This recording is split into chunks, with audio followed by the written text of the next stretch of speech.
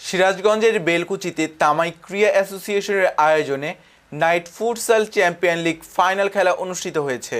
শুক্রবার ১৯ ডিসেম্বর তামাই বহুমুখী উচ্চ বিদ্যালয় মাঠে অনুষ্ঠিত নাইট ফুটসাল চ্যাম্পিয়ন লিগ খেলায় সভাপতিত্ব করেন কেন্দ্রীয় বিএনপির রাজশাহী বিভাগীয় সহ সাংগঠনিক সম্পাদক ও সিরাজগঞ্জ জেলা বিএনপির সম্মেলন প্রস্তুতি কমিটির আহ্বায়ক এবং সিরাজগঞ্জ ৫ আসনের ধানের শীষ প্রতীকের প্রার্থী আমিরুল ইসলাম খান আলিম। খেলার উদ্বোধন করেন প্রধান অতিথি আলহাজ ফজলার রহমান তালুকদার।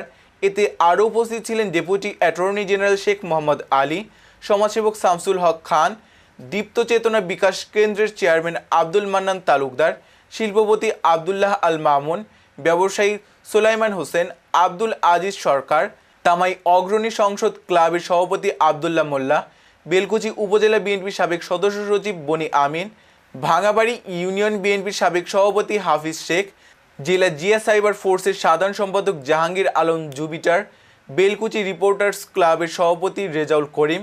খেলায় আগুরিয়া যমুনা এফসিকে ৩-১ গোলে হারিয়ে জয়লাভ করে ঢাকা জেনারেল এফসি।